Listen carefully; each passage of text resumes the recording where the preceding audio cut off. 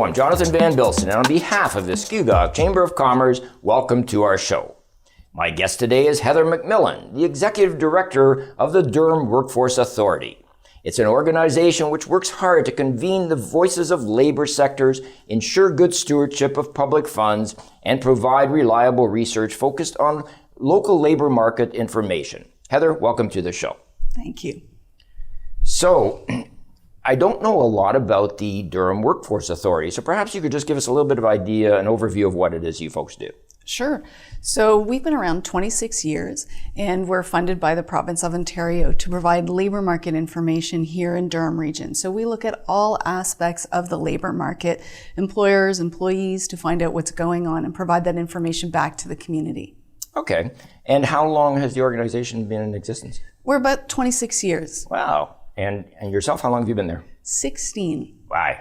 I bet time goes fast, doesn't it? It does. I can't believe it's been this long. So you are the executive director, and so what does that role encompass? What is it you do?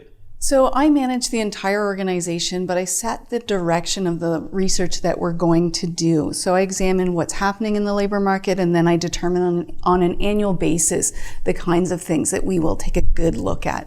Okay, interesting. So let's delve a little bit into your personal life. So are you from the Durham region?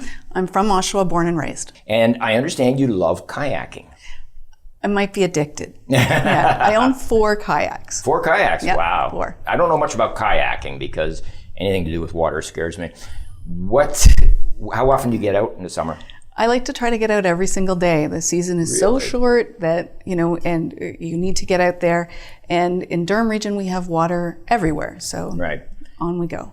So where do you go? Like Lake Ontario? Or? For sure. Lake Ontario a lot. I have a large 17-foot sea kayak, so it's safe for Lake Ontario. I can go out and be out there for hours. Really? So when you say it's safe for Lake Ontario, what do you mean it's safe? Like it doesn't flip over or it doesn't sink? Or? Oh, it'll flip over for sure. But you need to be able to be on big water with a big kayak to manage the waves that might hit you. So I have a skirt, and I can be out there and not worry about my kayak. Right. Heading to the bottom. But if I was to kayak, I could wear shorts or something. I don't have to wear a skirt. Oh no, it's the skirt that covers you up so the water doesn't get in. But yeah, there's certainly shorts underneath that. I should warn you, I'm working on a sense of humor. It's not doing too well, but I've been working on it for a long time. Oh no, that's great. I loved it. So you have 4 kayaks, so they all have different purposes. I don't want to get too far into the kayaking, but I find it very interesting. So what are the differences? For sure. I have 2 large ones that I would take on larger trips, overnight trips on big lakes. And then we have swamps and creeks and things like that. And so I can head over to Soper Creek and take a paddle and get up close and personal with the swans. Wow, really? Yeah, they're dangerous. Don't get too close. I've heard that actually. Swans and Canada geese too can be dangerous. Oh, for sure. I steer clear. So, and I assume that the kayak is extremely quiet, so it's hard. It's not like a motorboat that scares animals away. So you can get some real up close. My favorite story is being on the creek and the beaver not realizing that I was right there. And really? Yeah, having a short conversation with the beaver before his tail slapped me and covered me in water. It's my favorite. You must have some great photographs. So. Yeah, I do. Wow. I do. Is your family into this too? Is your husband into kayaking and such? Your kids? Not my kids. I drag my husband with me. And so we bought a very large truck so that we can take 2 of the 4 kayaks with us at any given time. Okay. Right, so because the kayak is only for one person, right? Yeah, mine are. I assume you could get more. You can get tandems for sure. But I've seen photos of people going out in, I guess in Vancouver Island area with the whales just coming right up close to them. That would be spectacular. Yeah, someday. Yeah. But right now my goal is to kayak on Lake Superior. So hopefully that will be achieved this summer. Oh. Well, you can get there from Lake Ontario, you know that, right? It's a long trip. It's a long trip. It's doable. And I also understand that you're into knitting. I might be addicted. Wow. So do you knit while you're kayaking? Because those are 2 pretty intense I like to hobbies. keep them separate. The wool would tend to get all wet. What sort of things do you knit? Predominantly socks. Okay. Just because they're easy, they're small, you can take them with you anywhere. Okay, interesting. So for Christmas, I could probably expect a pair of socks. You can. That's great. You can. Wow, I've never done either knitting or kayaking. But so let's get back to the Durham Workforce Authority. So how are you funded? So we're funded through the province of Ontario, and sometimes we receive additional funding to do specific research. We received additional funding through the province through a special envelope to do research on persons with disabilities. We have a 3-year contract with that, and sometimes on occasion we do fee-for-service research. Okay, and when you say research, it could be anything to do with the workforce? Yep, predominantly the labor market, yep. So if I understand correctly, then you're sort of a body that takes a magnifying glass on the entire workforce in Durham Region, correct? Yep, that ecosystem. Yep. So if I'm an employer and I'm having difficulty finding employees, I could contact you and you would delve into it, and is that the sort of thing that you would do? I would love that. So if a particular employer or a particular sector was having a challenge, we've had that recently this year, whether it's in skilled trades or in sustainable energy, something like that, where the employer is having difficulty, or they're trying to figure out how to transition workers in their environment, then we can get involved and support that through the other contacts that we have in the community. Okay, now what about if there are discrepancies in labor relations? If I'm an employee and I feel that I'm being treated unfairly, can I go to you, or that's strictly? No, I'm a strictly research organization. Okay. If somebody did contact me, I probably have the best resources to provide an accurate referral. Okay. But I don't get involved in that kind of challenge. Okay, and how do you make money? How do you charge? We're not-for-profit, so we don't make money. So it's free. Sometimes, as I said, we will do fee-for-service work if an organization needs something that might be outside their purview, or they need specific research that I don't plan on doing that year.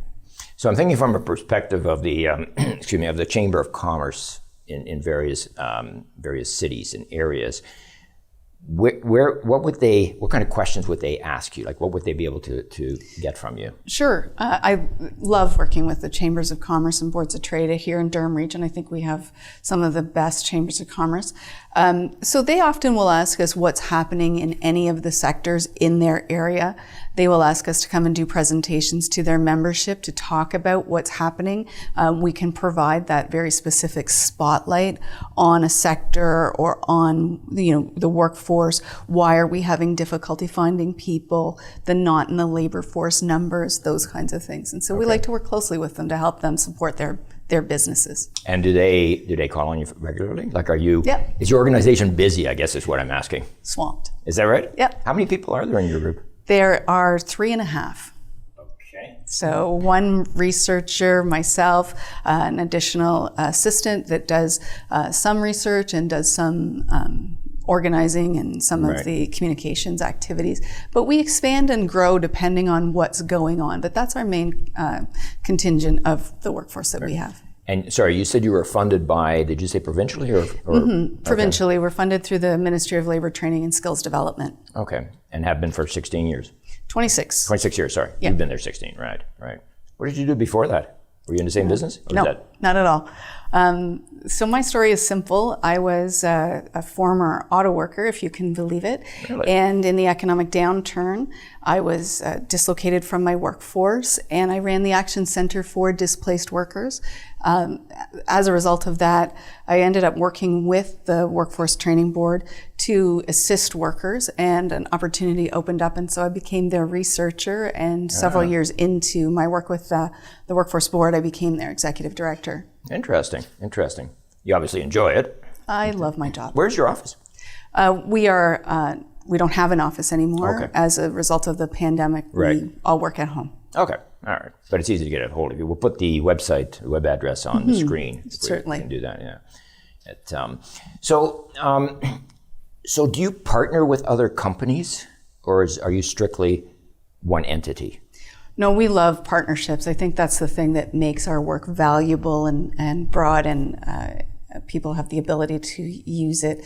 So our 4 main target audiences are Chambers of Commerce, Economic Development, community agencies, and what is known as Employment Ontario agencies, and those are the agencies that work directly with unemployed workers. Okay, interesting. So I went on your website, and it's quite intricate. You also have a lot of information for people seeking jobs, right? So you kind of branch beyond just the research. You actually put people in touch with potential employers? Is that? Yeah, so about 3 years ago, we launched what's called Jobs First Durham. That's that piece of the website. And we're able to gather a lot of information from people who use that data. And as a result, you can find a fair bit of research there. But if somebody is unemployed and looking for work, they can find that. And so it amalgamates Durham Region jobs from 26 job boards across Ontario. Oh, interesting. Okay, so if I was looking for a job, I could use your services. You would put me in touch with 26 different places of employment. It becomes that one-stop shop. Yeah, if you're a job seeker, you would just go on Jobs First Durham, and the only jobs that are on my website are the jobs that are available here in Durham Region. Right. You don't branch out into, so if I'm looking for a job north of Superior, for example, as a kayak cleaner or something, that wouldn't be on there, right? No, you would have to contact my counterpart in Thunder Bay. But you would give that information as well to people, right? Like that's for part sure. of it. So you must have amassed a wealth of research data. Like over 26 years, there must be a ton of information. Mm-hmm. So what do you do? How do you do it? What do you do with it? How do you use it? We write an annual labor market plan. We work very closely with economic development to move forward the priority sectors that we have in Durham Region. We have 8 priority sectors, if I can remember. We have construction, sustainable energy, agribusiness, those kinds of things. And so we work to find out what's happening in those sectors and how can we move those sectors forward. So that's a lot of what we do with our data. We know that certain kinds of the population have difficulty attaching to the labor market. So diving deep into some of those issues helps us to find solutions that we can offer to other agencies in the community. Okay, so you would list agencies that provide employment for people, but not private agencies. Like you wouldn't do, for example, some of these websites that you can hear, like I forget what they are, but monster.com or something like that. You don't get involved with that. Not at all. But you would do, like the Durham College, I believe, has a sector. Yes. So that would be an example of somebody that you would deal with. Yeah, they're a funded Employment Ontario service provider, which is funded through our funder MLSTD. So what's your biggest sector? Is it the people looking for jobs or the people looking to hire people? It's really truly a balance. Our unemployment rate is one of the lowest it has been in a while. We're almost at full employment. We're at 4.9% the last time I checked for April. So now we're starting to hear more from employers with their challenges finding the available workforce, and us needing to pivot to look at different populations that really want to attach to the labor market that have not had the same advantages as others. Okay. So I know that there's a shortage of labor. Every time I turn the news on, I hear there's a shortage of labor. I don't know where everybody went, but the pandemic has certainly changed things. So what would cause that type of shortage? Like what would be the reason that restaurants, for example, can't find servers? So there's several things. If we just look at restaurants in particular or tourism, several things have happened, that frictional unemployment where the jobs are in and jobs are out, and the pandemic made it really difficult where people were unemployed for long periods of time. They had that opportunity while they were unemployed to go get retrained and move on to another sector. And so that caused that real challenge. And then people are afraid if the pandemic will close down restaurants again. Okay. And so that causes employers in those sectors to have to really rethink their business models. So it can be a significant challenge for tourism and for restaurants as well. Right. Everybody's saying it's hard to get help these days. So you don't think it has anything to do with the government handing out a lot of money and people not really needing to work as much? I don't think so. Okay. Which I think is probably an unpopular opinion. No, I think that the employers at some level, in the tourism sector have to rethink their own business model to attract a workforce. My favorite example of dealing with an employer is I had an employer, I will never tell you the sector or the employer, but I had an employer looking for somebody with a master's degree wanting that person to work split shifts at minimum wage. We have to rethink how we're looking for people. Right. And the other side of the coin is you have people with PhDs or not even that, people with just university degrees who feel that they should come into the workforce at an executive level. And, Yeah. But that's not new. That's been going on for a long time. For a long time. And so we have to temper those expectations, I think, on both sides of the equation so that we can get people employed. My particular interest right now, as I mentioned, we have a grant to explore improving labor market outcomes for persons with disabilities. And so having those conversations with employers, if they can't find the workforce, have they examined newcomers, because that's another particular interest of ours, and have they examined working with persons with disabilities to attach them to the labor market. So in a nutshell, then what you would do is you would explain to employers that there are people who have disabilities who they may not have considered or looked at. Exactly. Right? Which makes a lot of sense. I mean, that's been going on for years. People are people. It doesn't really matter what things, but there's a fit for everybody. And so do you actually, how deep do you get into that with employers? So I will have an initial conversation with employers, and then oftentimes I will engage some of our community partners, like one of the Employment Ontario service providers. When it comes with persons with disabilities, we will build that connection most often with the Ability Center. Okay. That's great work. Okay. I saw on your website you've got a ton of information, I guess modules for different things for people to do, like there's a career map. Mm-hmm. Do you want to expand a little bit on that, exactly what that sort of thing does?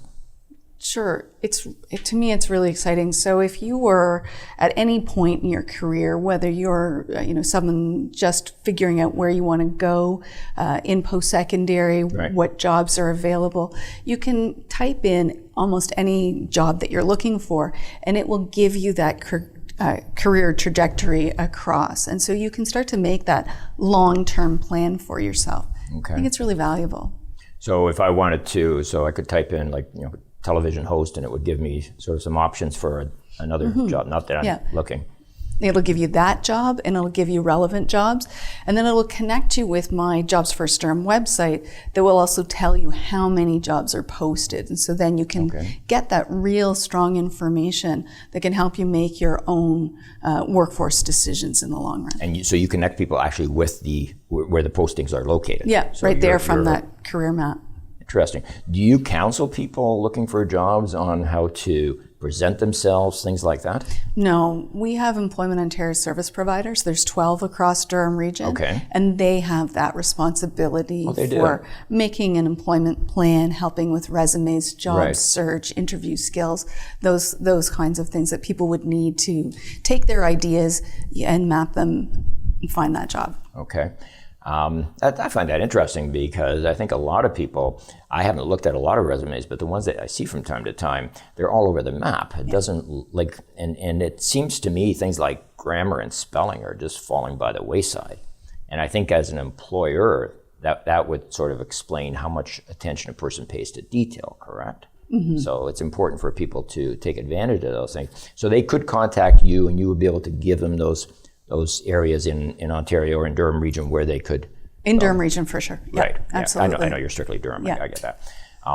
Also, you have a career calculator. And what exactly is that?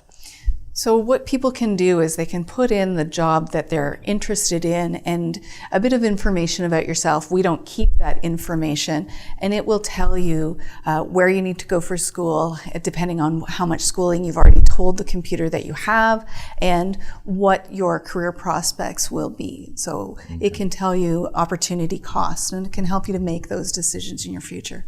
And how often is that updated? It's updated all the time. So the cool thing about this portal is it's a real-time information portal. So we pull information from it all the time. People who input information can get real-time information. So it's not updated annually. It's not updated every 4 years. It's updated all the time. Wow.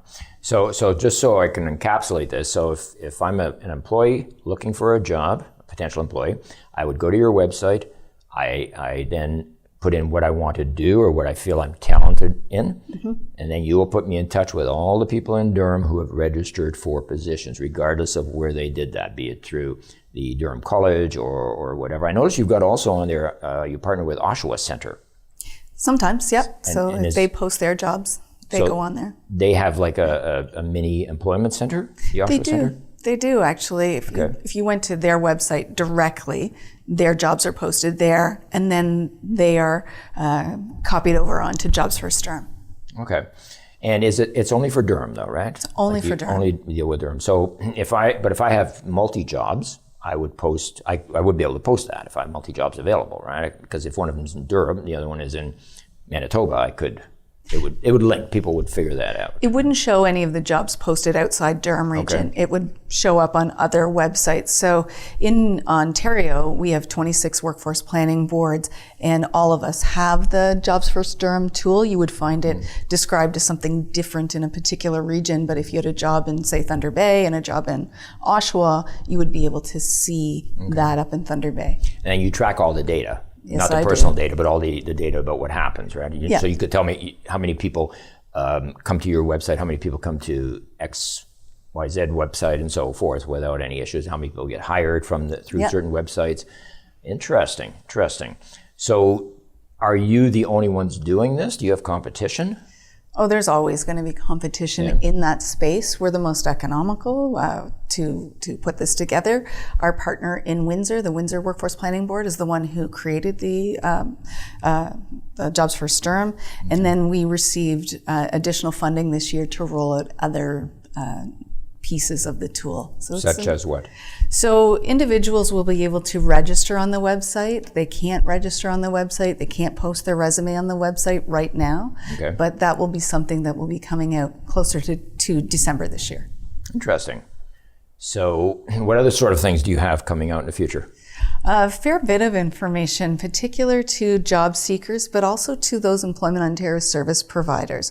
So the service providers are required to work with both individuals and employers, and they need that extra piece to be able to go in and find information for individuals and then be able to use that. And so there will be some behind the scenes pieces for those people. But certainly we've listened, and employers have said that they can't directly post on Jobs First Durham. They find that a bit of a challenge. Right. And that will be something that employers will be able to do. So public facing, both employers and employees will be able to use it themselves and not have to go to a third party. Okay, so you're just going to eliminate the third parties, are you? Exactly. Good for you. So how has the pandemic, now obviously it must have affected you somehow with just the way you operate your business or the number of people or the types of positions and so forth?